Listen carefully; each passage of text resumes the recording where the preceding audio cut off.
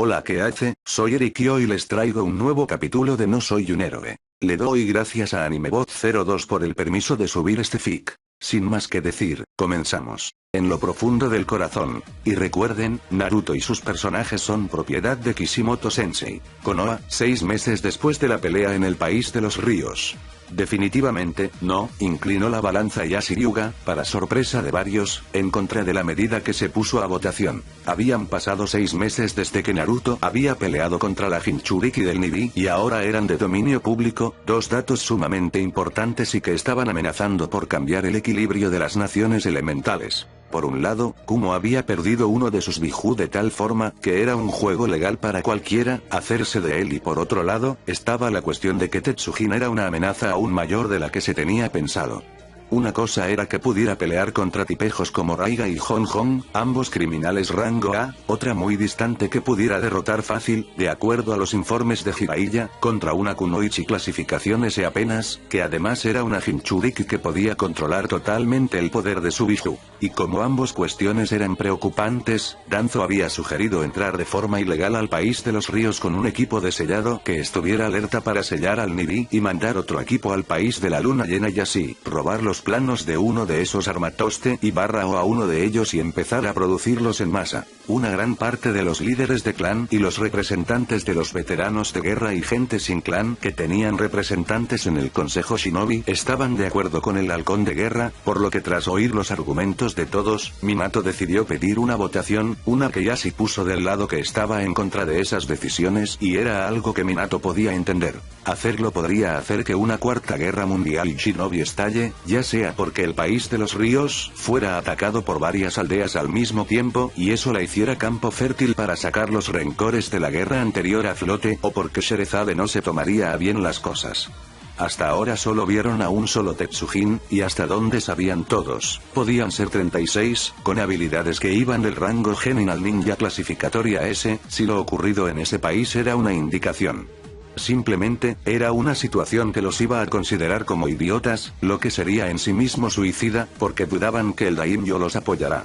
El señor feudal había creído en su padre y en sus palabras acerca de cómo la aldea de su país era la mejor por no buscar y recurrir a muletas como los Jinchuriki, como pese a tener al más fuerte de ellos, Mito y Kusina fueron temidas por su propio poder y habilidades.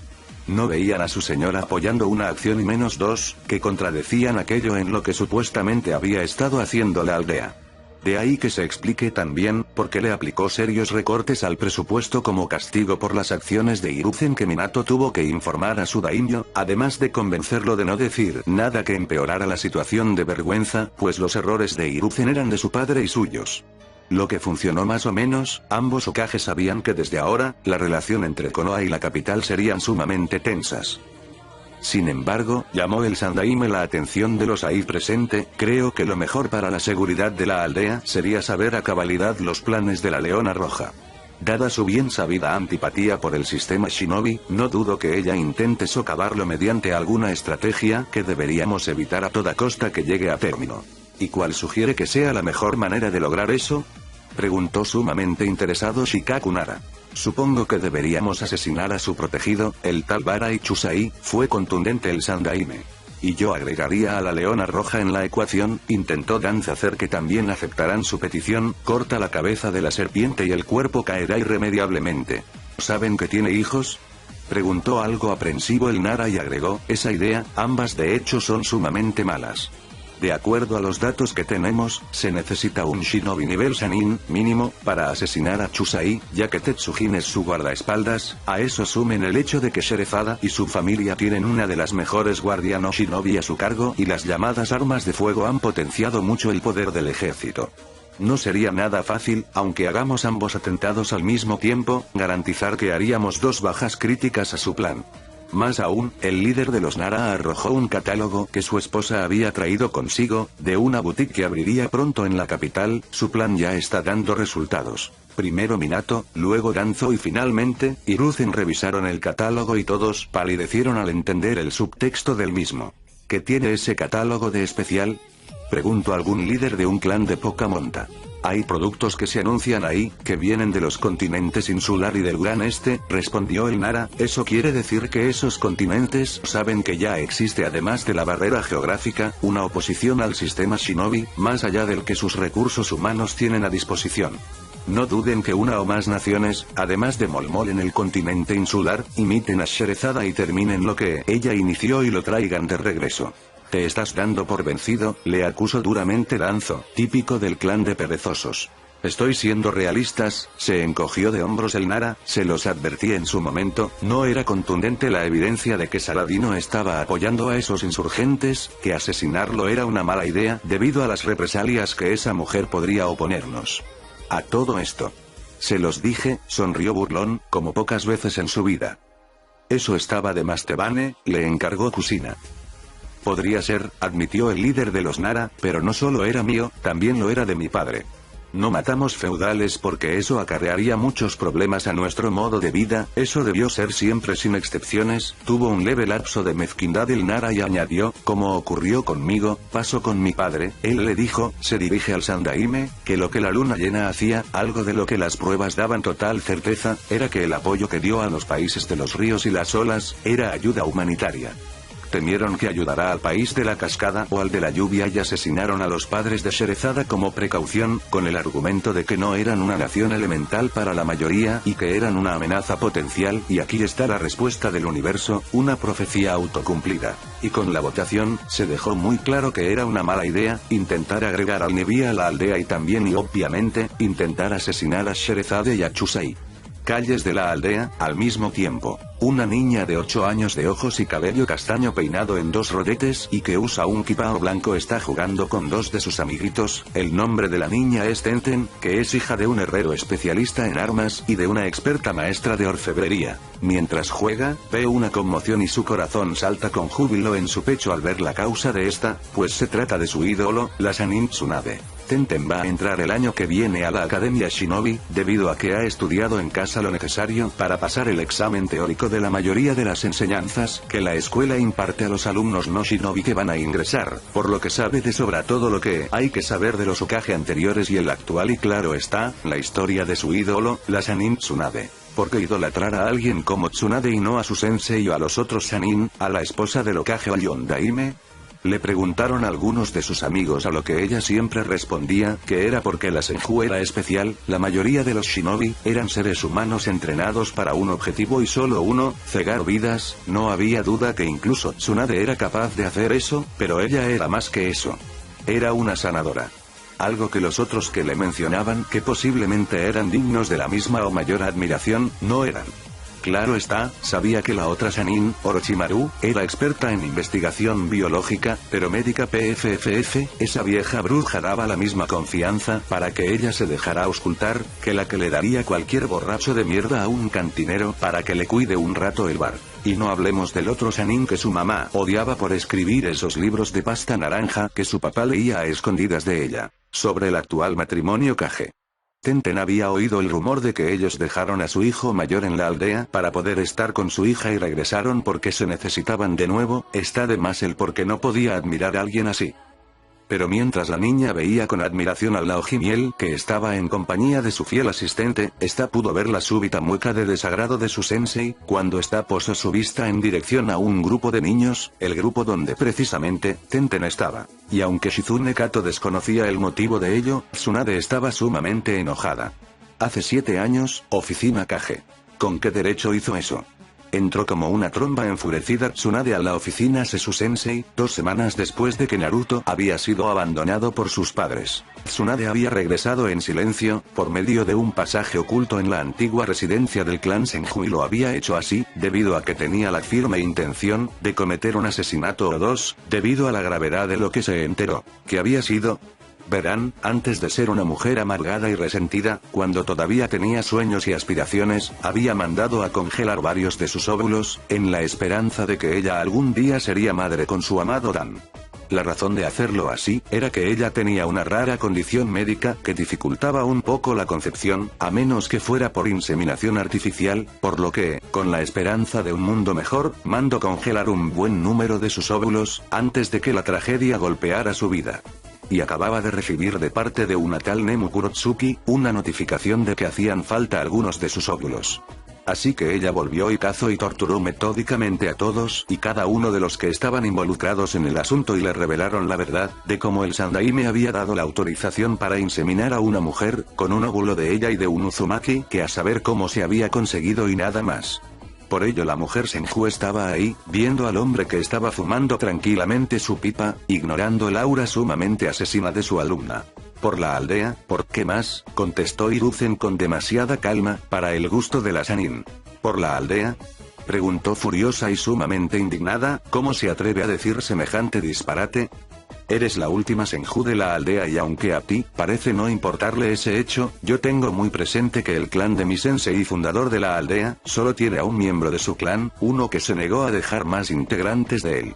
Cogerse a Jiraiya por la aldea, no es algún acto que haga nunca por patriotismo, siseo aún más enfurecida Tsunade.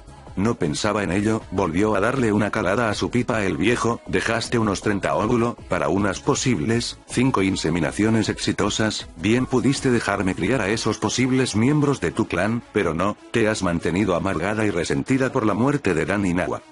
Slam. Como si fuera nada, el Sandaime voló por su oficina y se impactó en la puerta del archivo, en el mismo piso y a 20 metros de distancia. Y cuando el cerebro de Hiruzen recordó qué había pasado, la Ojimiel ya estaba sobre él, con un batallón entero de Ambu que en vano trató de detenerla. De acuerdo, me he pasado, admitió el Sandaime, pero sabes muy bien que a tus abuelos no les habría agradado saber que su clan se extinguió por eso. Vaya que conocía a su alumna, pues Tsunade se abstuvo de matar al viejo, solo bajó su puño y lo miró con mucha ira antes de preguntar. ¿Cómo se llama ese engendro?, dijo con odio patente en la voz. Sus padres la llamaron Tenten, musitó reviviendo el recuerdo la Ojimiel. La niña que era su hija biológica y de alguien más de su otro clan, seguramente, echó en la creencia de que la niña obtendría lo mejor de ambos, para diversión de la Ojimiel, parece que hay justicia en el asunto, una muy poética, porque aunque ella y seguramente, su sensei habían estado viendo de lejos a la niña, más allá del impulso de ser una kunoichi, no mostraba nada de las cualidades o habilidades por las que ambos clanes eran conocidos. Ambas mujeres pasaron a los niños de largo, dirigiéndose a su destino, el hospital de la aldea, para seguir con el entrenamiento de los médicos, haciendo oídos sordos de la multitud que les aclamaba, o más bien, a Shizune más que a ella, todo por esas jodidas píldoras que sacaban de la muerte a cualquier herido por muy grave que fuera la lesión. Si no fuera por ellas y por Nemu. País de los ríos. En una pequeña cabaña, una joven está sentada en la cama mientras come tranquilamente su desayuno. Se trata de Yuji Tonie, Jinchuriki del Nibi y actualmente, huésped del famoso trío Hankenpon. La parte buena de tener al Nibi dentro de ella era que su piel no tenía la más insignificante cicatriz de quemaduras en su cuerpo, gracias al gran factor de regeneración de Matakabi, especialista en curar daños causados por el calor y el fuego. Sus otras lesiones fueron un asunto completamente distinto, como las jodidas astillas de obsidiana que tenía en varios órganos internos, cortesía que el Jinchuriki del Kyuubi dentro de esa horrorosa armadura le hizo con esa cuchilla, las balas que tenía en varias partes del cuerpo. Sus piernas.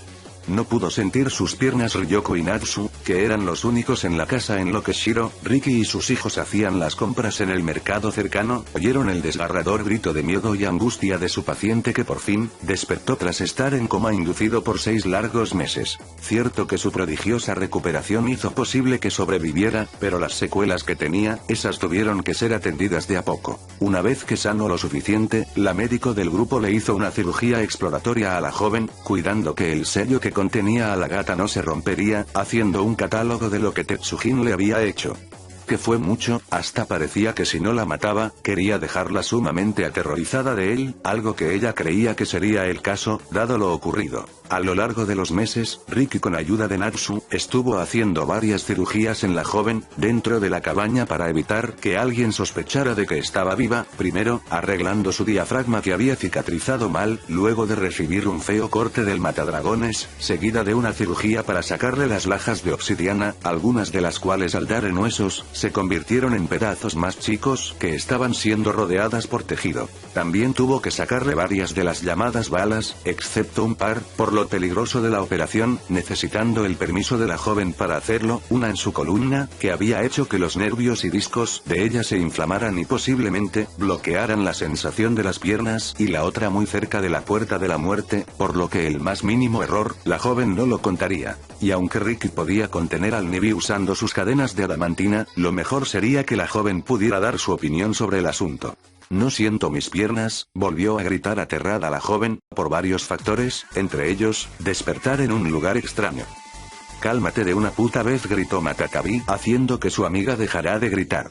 Justo en el momento en el que la Hyuga y el samurái entraron, Matakabi le estaba contando acerca de lo que había ocurrido en los últimos meses, de cómo Hakenpon la encontró y la mantuvo a salvo, así como de los retazos de conversación que pudo oír, para así darse una idea de cómo estaban las cosas. Desde el intento fallido de Darui y un equipo de Ambui de sellado por tratar de recuperarla solo a ella, el par de veces que Hakenpon peleó contra Shinobi de Iwaizuna y puede que hasta de Konoha por el mismo motivo, hasta el intento de Ryoku de encarar al carnicero de Tetsujin por haberle hecho eso a ella, enmascarado todo, por cómo había dejado a los muertos y heridos de su unidad el día del ataque.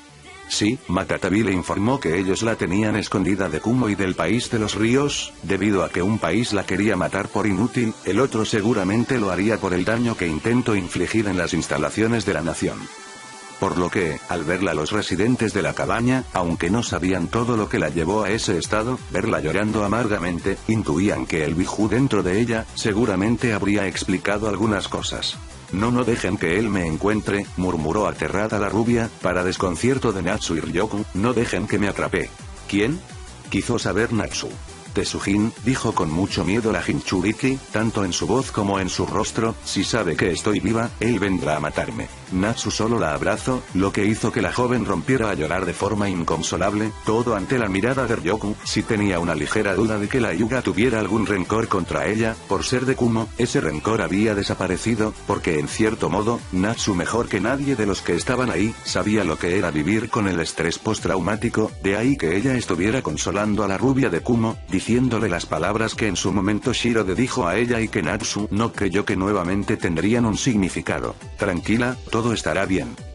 2 meses después, país de la luna llena, noche. Dentro de Naruto, el enorme zorro de 9 colas, movió la cabeza bastante triste por lo que veía. Si hace casi 6 años, alguien le hubiera dicho que llegaría a sentir cariño por su actual contenedor, se habría reído en la cara de esa persona. Por ello se sentía impotente por lo que estaba ante sus ojos, Naruto trabajando desde las 7 de la mañana, hoy que era justamente el 10 de octubre, sin el menor descanso. Y no es que eso fuera deprimente por sí solo, lo que lo era, nadie diría lo contrario, sino, por lo que había detonado ese comportamiento. Naruto era un niño prodigio, con uno de los intelectos más grandes del mundo, pero no dejaba de ser un niño de 11 años, que tuvo que madurar demasiado rápido y sin la menor guía para ello. A los 6 años tuvo sus primeros asesinatos y vio morir a alguien. Ha estado matando ocasionalmente personas, siendo algunos Anbu de Kumo y la cárcel de su hermana Matakabi, los últimos en la lista, ella más por su propio interés que el de su sueño o el de su benefactora. No, lo que tenía en ese estado a Naruto, es que, sentía una gran envidia de Ali y de Sarai, porque ellos tenían a una madre amorosa y que amaba a ambos por igual. La sultana le había encargado a él y a Chusai algo, lo que fuera para que su hijo mayor no sucumbiera a la maldición familiar, ofreciendo de recompensa, incluso la mitad de su reino para los dos como pago si hacía falta. Y eso era lo que tenía así al Uzumaki. Naruto veía como un desperdicio de tiempo y energía, sentir eso por cosas que no podía cambiar o que no podía componer, pero en el fondo, al ser un niño, no dejaba de sentirse envidioso y enojado.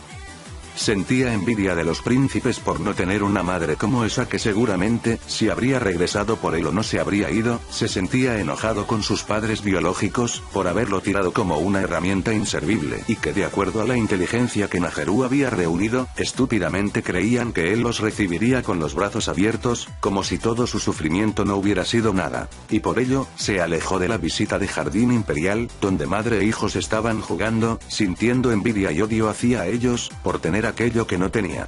Desoyendo las súplicas de Sherezada, Chusai y hasta Yuriko, para que Baje salga a cenar, sin haber sido más sabio de la fiesta de cumpleaños que había arruinado en su dolor y pena. Palacio Real, capital del País del Fuego. Hinata sabía que no debía sentir odio y envidia por Nao, después de todo, sus padres le habían explicado lo mejor que se pudo la situación. Cómo su hermana Nonata sería, si todo salía bien, nombrada heredera del clan por una estúpida tradición, contra la que no podía luchar su padre, relegando a Hinata a una suerte de esclavitud que dada su condición sería muy opresiva. Que la amaban y la enviaron lejos por su protección. Le escribían diario ellos y su amiga Ino, de la que también sentía una inconmensurable envidia, si bien ella no deseaba ser un ninja, como aquellos que le causaron tanto sufrimiento y daño, tuvo que hacer seguido, acopio de su fuerza de voluntad para no llenar su corazón de odio por Ino, al ser tan similar y diferente a ella, al tener a sus padres, el apoyo de su clan y varios amigos, como la tal Sakura, la frentona, como ella le maldecía por ser una roba amigas, era porque los demás tenían lo que ella no tenía. Se fue a acostar temprano, al mismo tiempo que en el lejano país de la luna llena, un ojiazul rubio imitaba esa acción, sin ser cualquiera de ellos más sabio, de la ayuda que cierta diosa lunar les dio a ambos. Dolor, fue todo lo que él / ella sintió.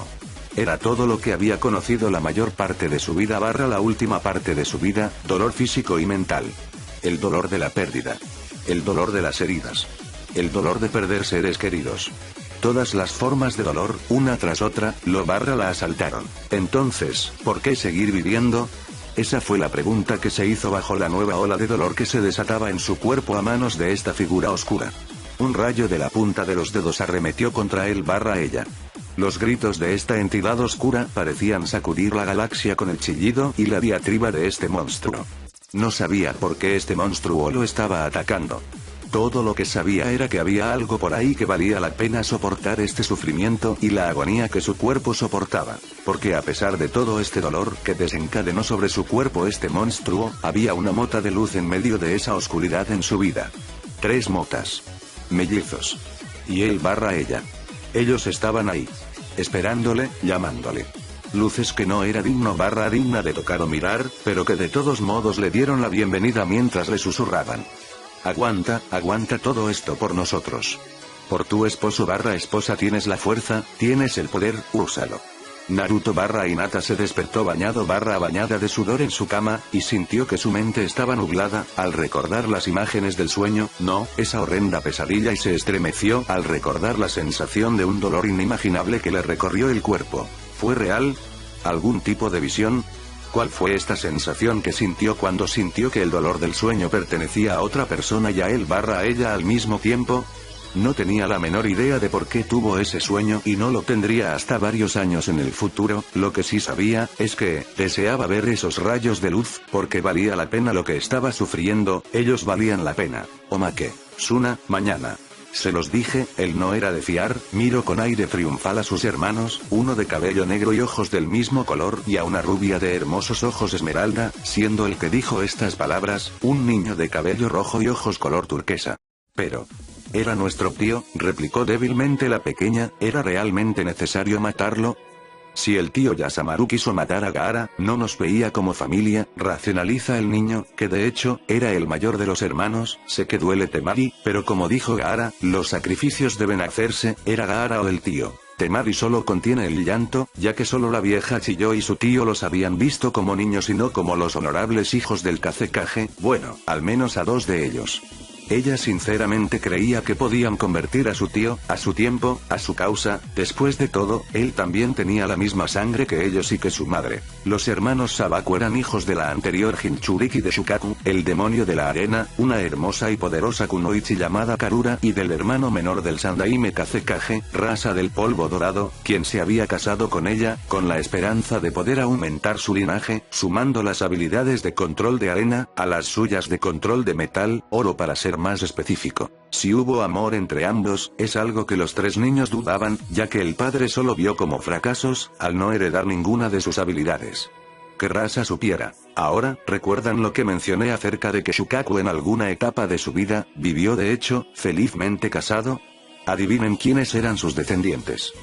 Sí, Karura había sucedido al anterior Jinchuriki con mucho éxito, porque era defendiente del temible demonio de la arena. Y sobre el hecho de no adquirir alguna habilidad del Ichibi que Kankuro estuviera haciendo levitar con un poco de esfuerzo, un kunai, mientras que su hermana generaba un campo electromagnético como escudo y Gaara más que manejar la arena, hacía lo mismo que su hermano, pero con un enorme contenedor oxidado de agua, en este deshuesadero, daba de hecho cuenta de que en realidad, los tres hermanos, sí heredaron las habilidades del Ichibi, sus habilidades magnéticas.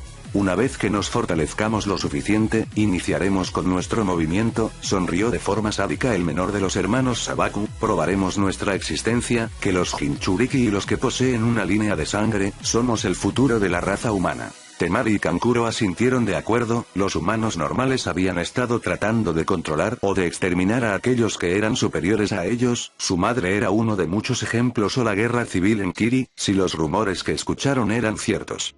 Y ellos serían los que iniciarán la lucha, para unir a sus hermanos de sangre, ya fueran los Kurama, Kozuki y la única Kato viva, los diferentes usuarios de Kekko y Genkai en el mundo y los otros 7 Jinchuriki. Gaara estaba seguro que a su tiempo, la semilla de guerra que iban a sembrar, sería la clave para que el mundo finalmente les perteneciera.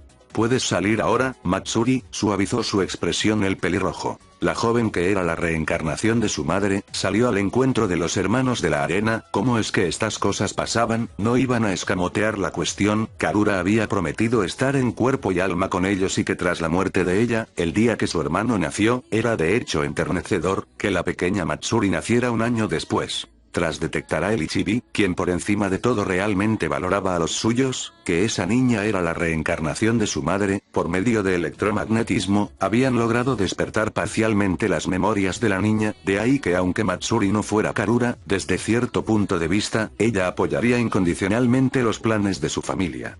Y del mismo modo, los niños mayores que estaban en el deshuesadero, protegerían a la niña de todo mal o morirían en el intento.